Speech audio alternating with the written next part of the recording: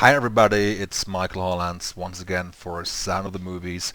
Today I have the pleasure to talk to composer Nathan Barr. In 1997, Nathan started as a musical assistant to Hans Zimmer, assisting on films such as Good as It Gets and The Prince of Egypt. Subsequently, he started a career of his own, scoring documentaries such as Beyond the Mat and of course the highly acclaimed HBO show True Blood. He has also worked several times with director Eli Roth, scoring Cabin Fever, Hostel, and Hostel Part 2. Besides his many solo credits, in 2015 Nathan would collaborate with well-known composer Randy Edelman on the film called The Boy Next Door, starring Jennifer Lopez. In 2017, he went on to score the documentary A Symphony of Hope and the remake to Joel Schumacher's film Flatliners, which we will also talk about here in detail. Welcome, Nathan. Thank you. Nathan, I mentioned in my introduction that you also worked at back then Media Ventures, which is now called Remote Control Productions. How did you start out in this business, and how did your collaboration or your work with Hans Zimmer come about? Yeah, so I moved out to Los Angeles in 1996 after graduating college, and I was sort of burned out as a cellist. I wanted to sort of take a break from music for a bit, and so I got a job at a production management company that was called Addis Wexler. They represented like Leonardo DiCaprio and people like that, and produced movies as well. And so I found out through a friend there that someone was looking for an assistant. The job advert said prominent Hollywood film composer seeking driver slash assistant. And so I thought, okay, I'll send in my resume, having no idea who it was. And I sent my resume in, and I got a call that they wanted to meet with me.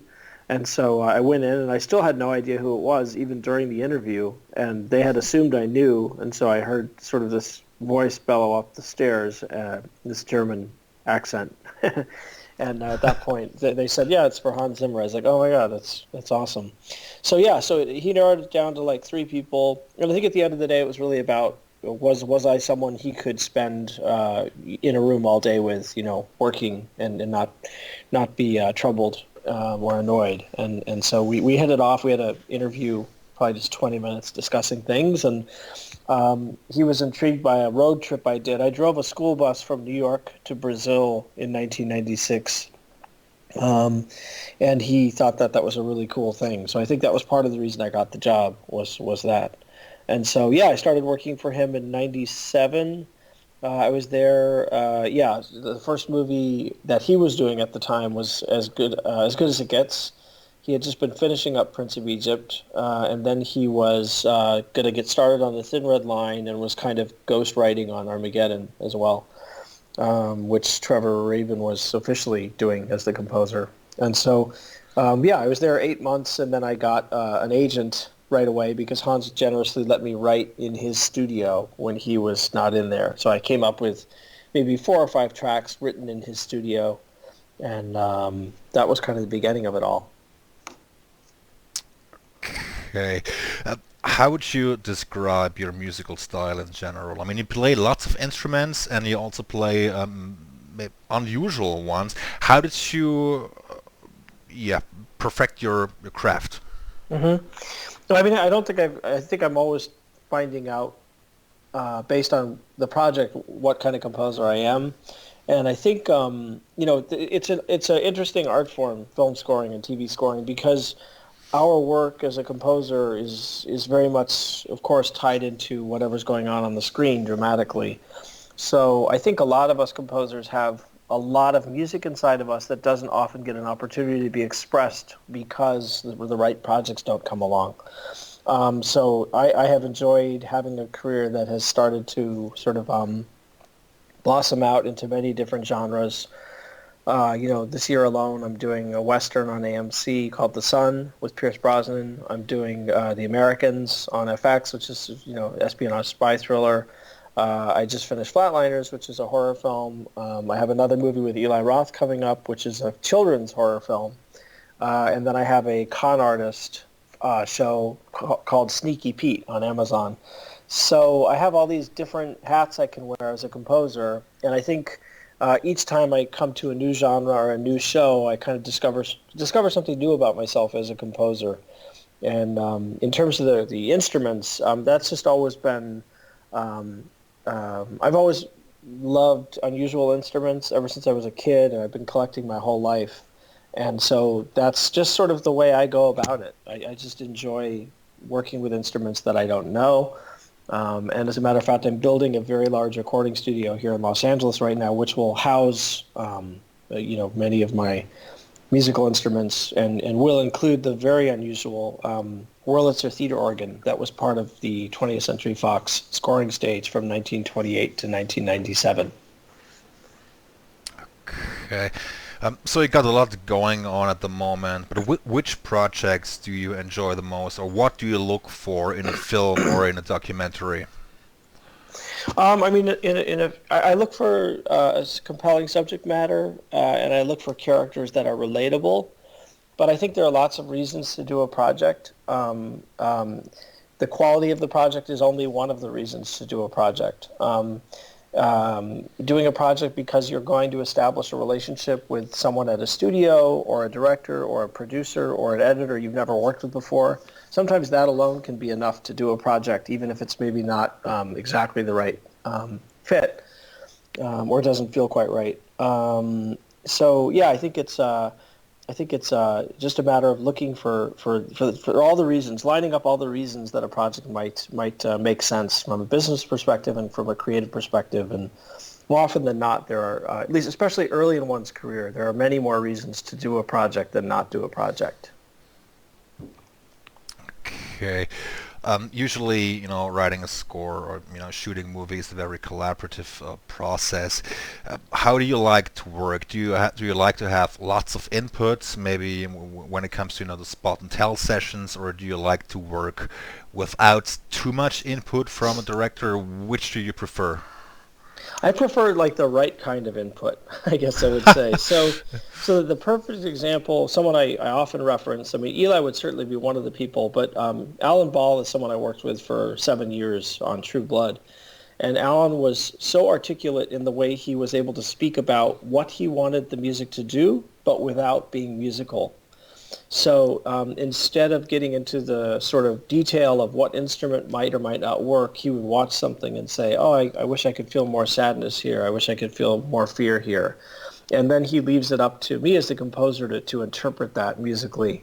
And I think that for me, and I think for a lot of composers I know, that's the best kind of direction and the best kind of collaboration. I think sometimes you'll work with filmmakers who have a passing knowledge of music, and they would like to speak to you musician to musician, but sometimes depending on the degree of their knowledge, it can confuse things a little bit.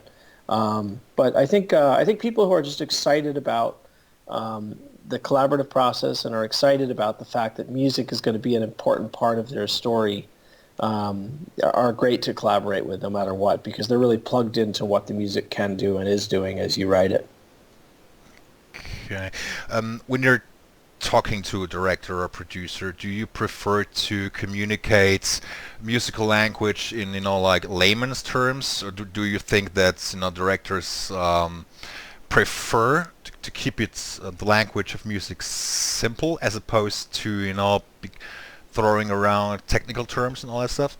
Yeah, I mean, I do think simpler is better most of the time. I think just keeping it in terms of what the director wants the music to help the story accomplish, and emotionally what the music needs to do in a given scene. Like those are the most important things. And if those discussions can be kept fairly simple, it makes the course clearer oftentimes.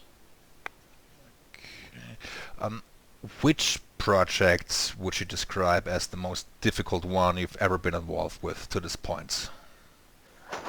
I mean, they all have their own challenges. I would say the most challenging projects are always the ones where there are many different people all vying for the creative direction of the music, and everyone has a different opinion about what it's supposed to do.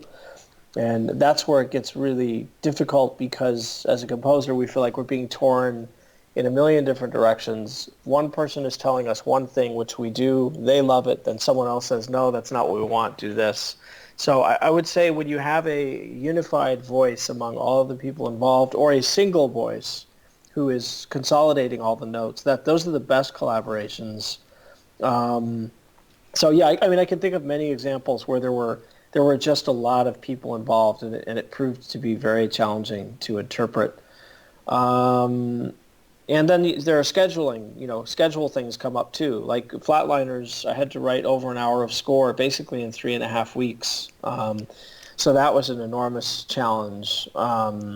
Yeah, schedule is another place that that can be challenging. So. Okay. You just mentioned that there are so many people involved when it comes to producing and shooting a movie. Has there ever been a situation in which you kind of felt, I really don't know how to do this? In terms of, getting it right because there were so many people involved? Yeah, absolutely. And I think there's always that fear for everyone when we start a project is, are we going to get it right? And I think all we can do at that point is keep writing and keep writing and keep writing and sort of hope that the political aspects of the show or the movie get sorted out so that there is one voice at the end who's going to be making the decision. Yeah. Okay. We have mentioned Eli Roth at the beginning, and you also mentioned him. You've done 3 movies with him, if I'm not mistaken. I've done 3 movies with him as director. I've done a number more with him as producer. I did The Last Exorcist. I did a TV show called Hemlock Grove on Netflix. I did a show called, that was just Hemlock Grove, Last Exorcism. I might be missing one. So yeah, we've done 5 or 6 films together, and yeah, so he's been a longtime collaborator. Okay. Would you say that Eli Roth, gives you a certain leeway as a composer, or is he someone who, provides you with a certain instruction or guidance in a way? No, he definitely he's a true collaborator, I would say. He absolutely knows what he wants. He absolutely knows what he likes, and if you're giving that to him, then there's freedom. It is always freedom, but it's sort of an exploration together.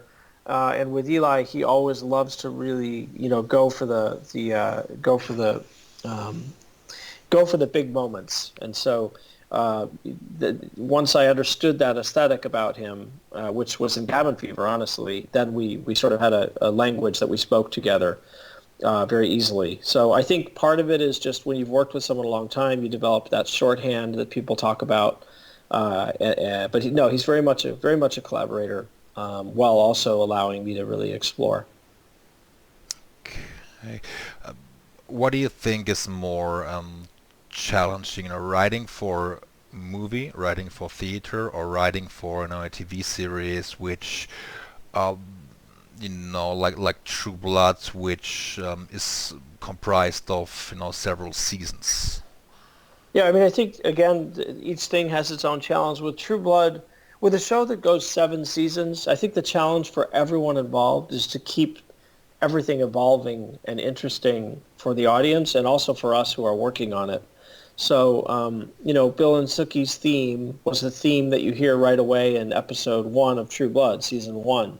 Yep. Well, 3 or 4 seasons in, you kind of have to go looking for some other musical material, actually long before that, just so you can keep things fresh. So when Bill proposes to Sookie, I came up with sort of an ancillary theme that was about post proposal music for them. So I think, I just think keeping it fresh and interesting is the challenge with TV. With movies, the challenge is you've only got probably one shot unless it's a sequel, and then you will never say anything musically about that movie again. So you've got to get it exactly right. The nice thing about TV is you might have some small little motif that's not even developed that you use early on in an episode that then becomes this amazing theme that I never even anticipated as a composer 4 seasons later. So they both have their challenges. Okay. Uh, you just mentioned that you had to write 60 minutes worth of music for Flatliners, and Yep. you had 3.5 weeks to do it. How do you coordinate such an effort? I mean, when you look at the deadline, when you look at the amount of music that has to Mhm. be written, how do you actually tackle that? Yeah, I mean, in a way, it's because it was such a tight timeline. There was nothing. I couldn't think about anything. I just had to write, write, write, write. So once I got hired, I saw the film on a Monday, the cut, and then Tuesday I was rating Tuesday morning right away. And I don't work generally. I don't work with a big team of composers. I tend to write everything myself. In the case of Flatliners, there was an hour and 6 minutes of music, and my former assistant helped with about 5 to 6 minutes of music, and I wrote the remaining hour. So I'm someone who likes to avoid writing with a team if I can. And so it really becomes about, I got the film, I said, okay, here's where our scoring dates are, backing it up from the dub, the final dub. And then I just started writing and getting cues over as fast as possible to the cutting room. And the director, Niels, was in the middle of reshoots, so he didn't even get a chance to review the music I was sending over for the first week and a half. So it's really just this sort of, you put on your blinders and you just go pedal to the metal, write as much music as you can, as quickly as you can, to sort of know that you're headed in the right direction, and then just one day at a time, Okay. get there. Okay. In order to get there, I think you basically have to work around the clock, right? I work really fast. So no, I actually didn't have to work around. I mean, I was working really long days. Absolutely. I was probably in the studio writing around 8 a.m. and I'd work until 8 or 10 p.m. So they were long days for sure, but I never pulled an all-nighter, which was great. So I do know that I'm known for writing really quickly when I need to. So that's very valuable to be that quick writer. Okay. Did you ever pull a one-nighter on a previous project? Not in years. I bet I don't think I've stayed up for a project in probably 12 or 15 years. Okay. Yeah, Uh, yeah. No, it's if it doesn't need, I don't work well with no sleep. So if I don't have to do that, I don't do it, and I do everything I can to avoid doing that because the quality of the work could plunge. Okay. Do you think a tight deadline is helpful to you as a composer? Yeah, I do. I never knew when I was starting out how I would react to that, but I think honestly some of my best ideas can come when I have no time to do it. And you hear a lot of people talk about that, and I think that's an important um, ability to have, especially in this business where deadlines can be so all over the place. Okay. Um, when you were hired to do Flatliners, did you actually revisit the Joel Schumacher film? No, I specifically stayed away from even watching it or listening to anything until I was done with the film. So I didn't want to. I knew that Niels was going for a new version of it, and it was like a sequel basically. And so I really didn't want to pull anything from the original. And so it was actually kind of fun to sit down and watch the original again after I was done. And yeah, so it was cool. Okay, so you also basically stayed away from the original score, which James Newton Howard had written back in the day. Or was there any input from the director that they wanted, or maybe had the idea of using some of the material or use it as temp? No, No, not at all. no, no, not at all. No, and I think if you listen to it, it's a cool score, but it's dated. It would feel a bit strange in a movie, contemporary movie today. And because Niels really wanted to make it a contemporary story about contemporary people, it had to be a different sound from what James did. Okay. I know that the new Flatliners aims for a somewhat younger target audience. I mean, it's also rated PG-13. Yep. So the music basically had to reflect that as well. Yeah, yeah. I think basically um, Niels wanted there to be enough electronic elements to make it feel sort of more contemporary. Rather than be a traditional orchestral score with a smattering of electronic elements, he really wanted the electronic elements to drive the score where it could, and then use orchestra to sort of overlay that with something that made it feel as cinematic as he wanted it to feel. Okay. Um, did you score the film scene by scene, or did you at first select crucial scenes which you had to score? That's a good question. I think I have to remember.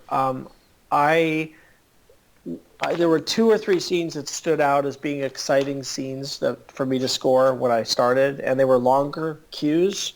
So I wanted to really dig in and do longer cues because there's a lot more musical material that comes out of it that can then be used elsewhere.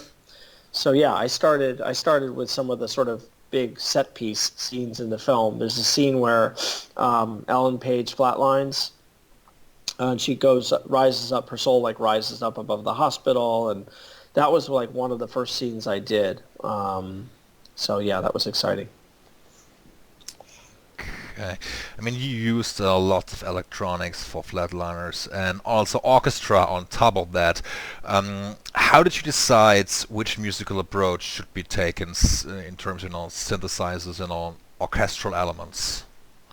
Well, I think yeah, Niels determined that. I think as I mentioned, he like wanted the score to feel contemporary, and he wanted the underpinnings of what was driving it, I think, to be electronic and percussive. So that really became sort of the pulse of the film, and then the strings sort of were overlaid over the top to bring in sort of a more emotional cinematic experience. Okay. Do you feel that nowadays it is basically necessary to use lots of electronics and to kind of create this modern music atmosphere for a younger audience as opposed to writing orchestrally or primarily orchestrally?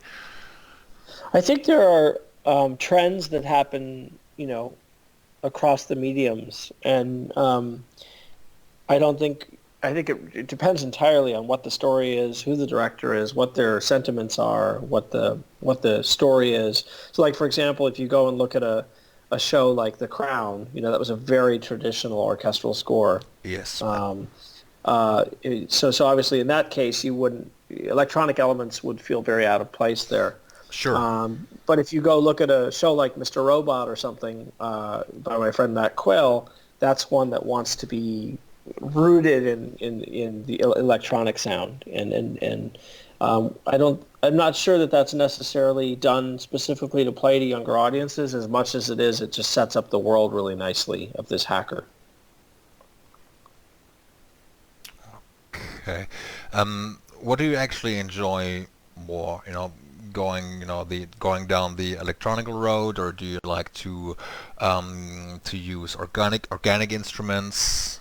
Organic, 100%. Yeah, I mean, I even if I end up with something that sounds electric, it started organic. So, for example, in Flatliners, you can see this on my Instagram page.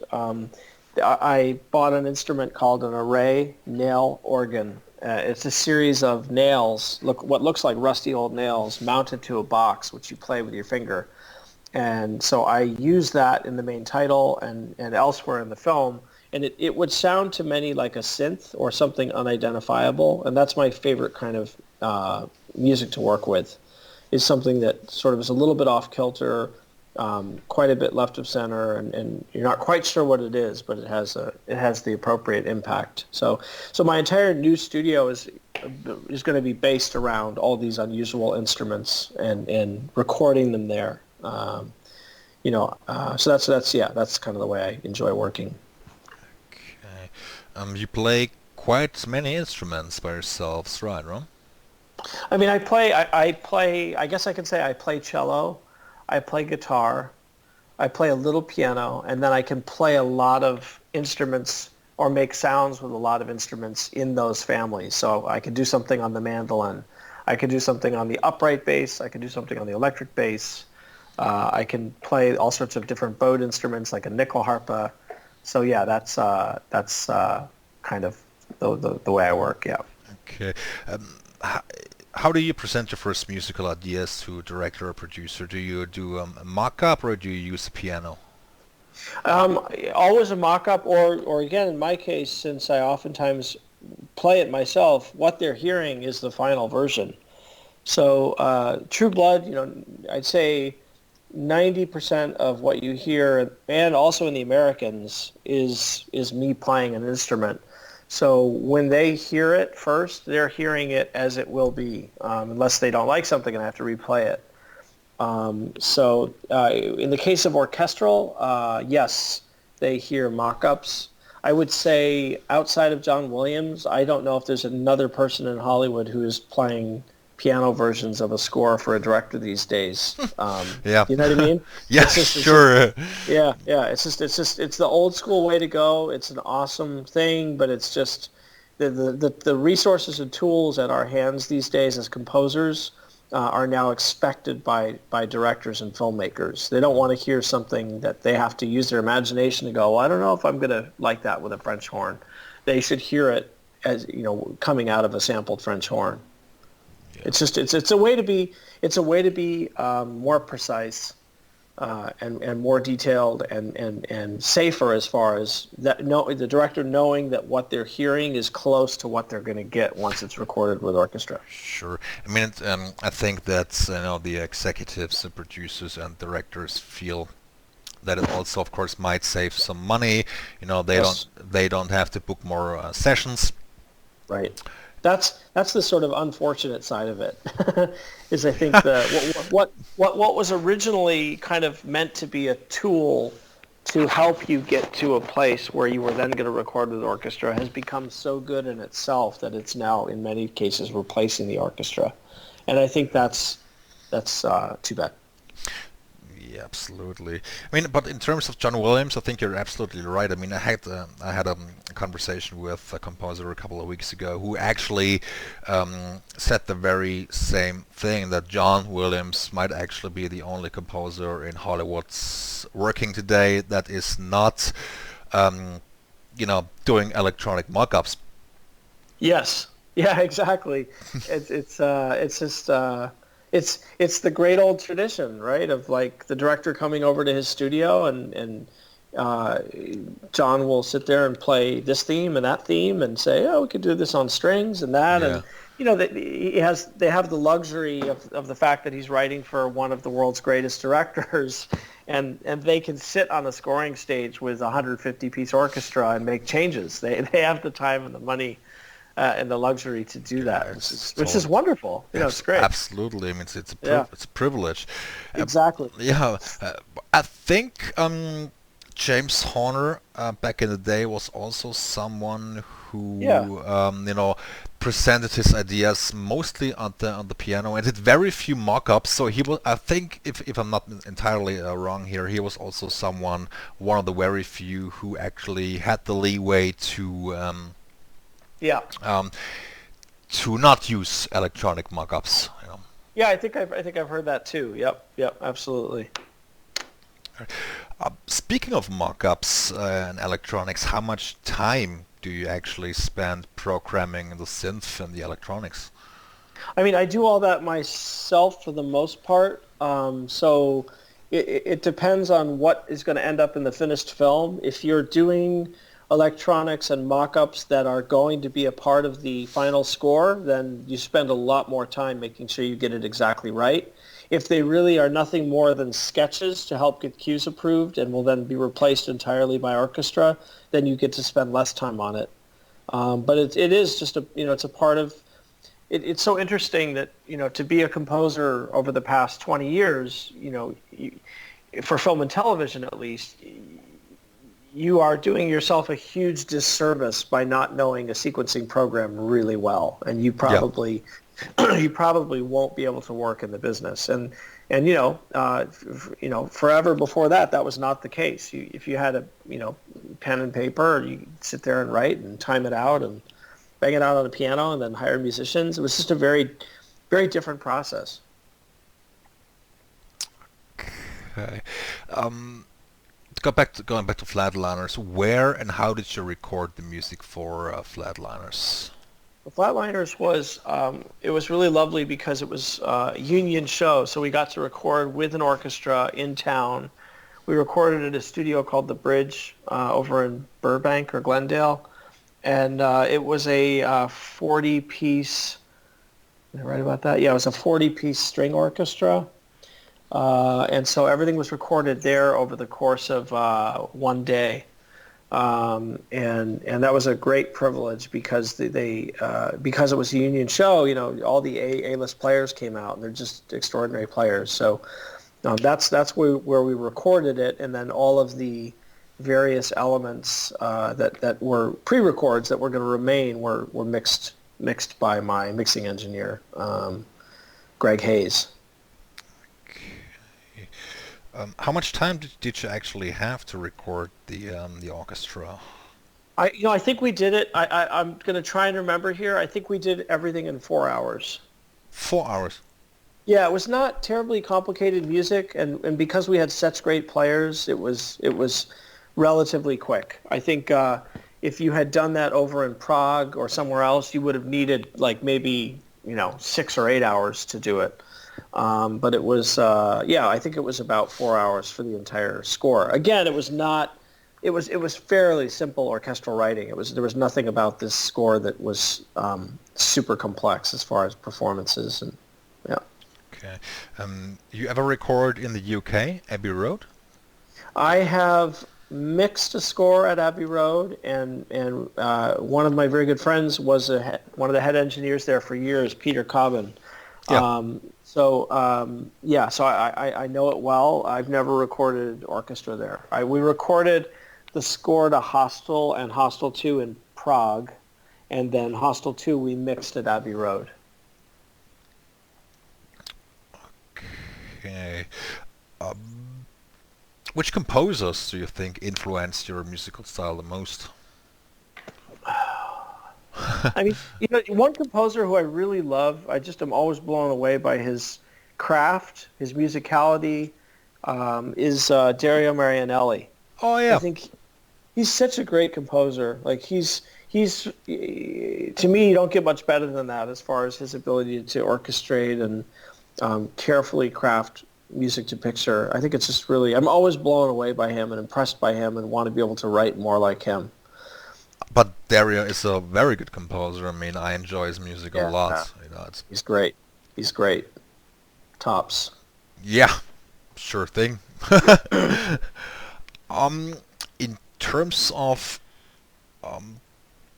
your working process, do you like to fiddle with ideas, or do you think it's more you might do better work if some of your ideas are rejected, or how do you usually say, okay, this is how I like to work? Do you enjoy the struggle a little bit more, or do you feel better if yeah? Yeah, I mean, I think I think sometimes you get into a situation where the score is getting a little bit worse with influence and collaboration with someone, which is obviously not ideal. And then you get into a situation where the score is getting better with each back and forth. And so I'm totally fine with the struggle when I know the score is getting better because of it. When I hear the score getting slightly worse because of it, or I think it's slightly worse, that's very challenging. And I think probably all composers can relate to that. And the fact that some of their best cues sometimes end up on the cutting room floor because it's not achieving what the director wants it to achieve in their eyes, and yet we know and feel very strongly that what we had was working much better for their film. But at the end of the day, they need to be happy. But it's always it's always a struggle. It's always scary and it's always a struggle. Okay. Did you ever feel that, let's say, the influence of the music editor was too strong? I mean, that they actually thought your music or your score might be more appropriate for a scene which you didn't think it was working for? Or how did you? I think, I think, yeah, I mean, I think as you know from talking to many composers, I'm sure, the temp score is always really challenging. Yeah. Because while it can serve as a great guideway to what the director ultimately wants the music to do in a scene, if the director and the picture editor and the producers are people who have heard it 1,000 times over, they can get something into their ear that maybe is not working as well as they think it is. And I think if you watch a scene enough with the wrong piece of music, it can somehow start to feel right when you put anything else in there, even though what you're putting in there is better. So I think I found it interesting, actually. Picture editors. There are certain picture editors who are very good at cutting music, and that can be quite challenging because they get really tied into the way they've crescendoed in a certain moment or sped up a tempo in a certain moment. And at that point, you begin to feel more like a puppet or something than someone who's able to find your own way through a scene.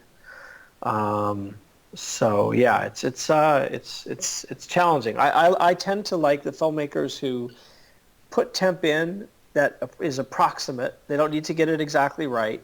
And then they're not really listening to it. They just know it's there. They know it's kind of doing what it needs to be done, but you're going to do it better. And so when you bring your work into it, they're not constantly going, can we hear the temp? Can we hear the temp? Because that's when it gets frustrating. Totally. I mean, it can be.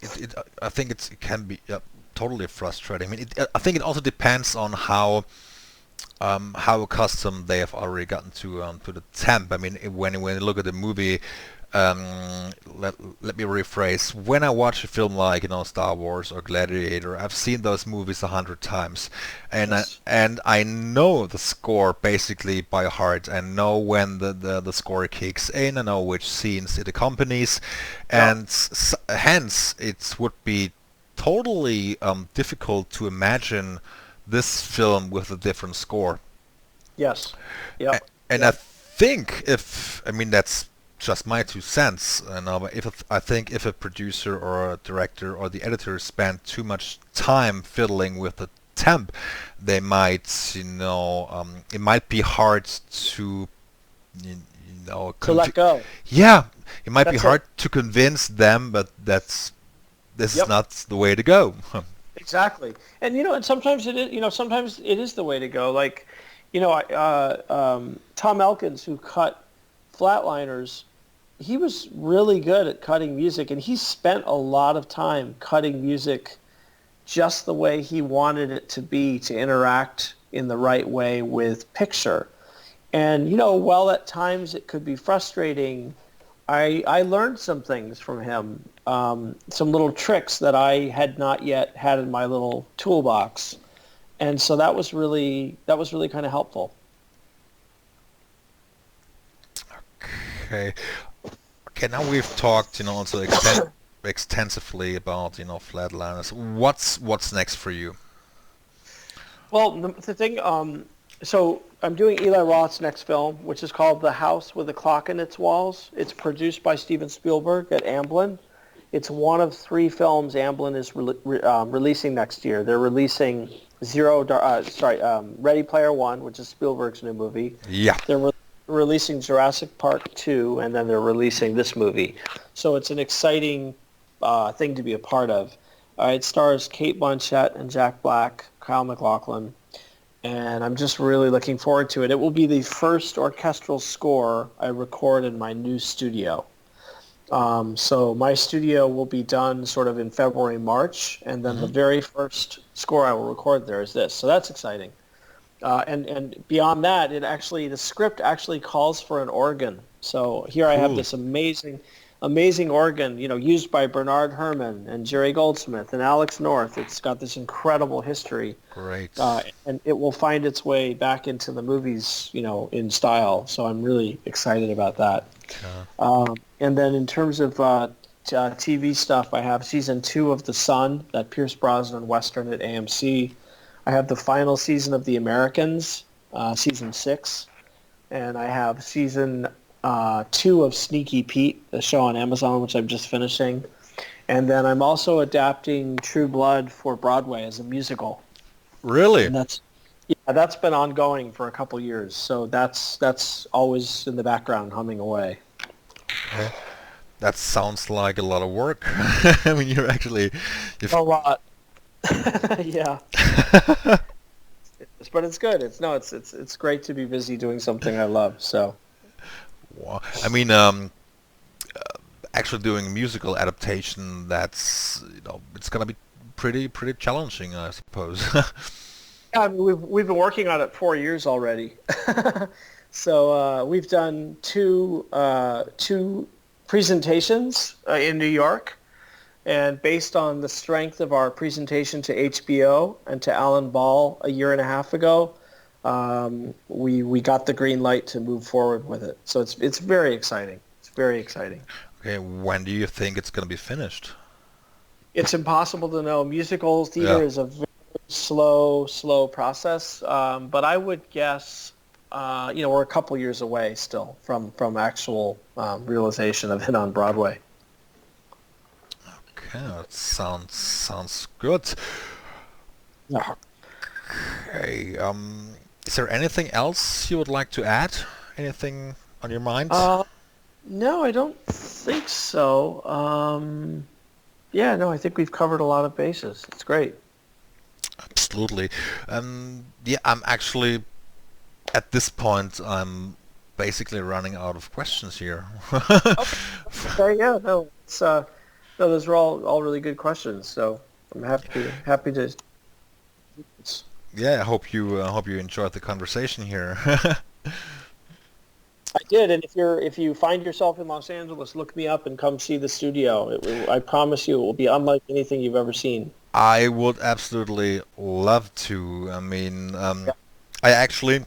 I don't know when I'm gonna be in Los Angeles. I actually already wanted to visit LA this year. I couldn't make it. I hope I will be there in 2018. At least Yeah, by all means, look me up. By all means. I hope we can talk again soon. Yes, thank you, Michael. This is a pleasure. Yeah, I mean, I totally enjoyed it, and would like to thank you for taking time out of your schedule. Absolutely. Okay, I hope to talk to you soon. Hope to see you soon, and have a good day. All right, you too. Thanks. Bye, Nathan.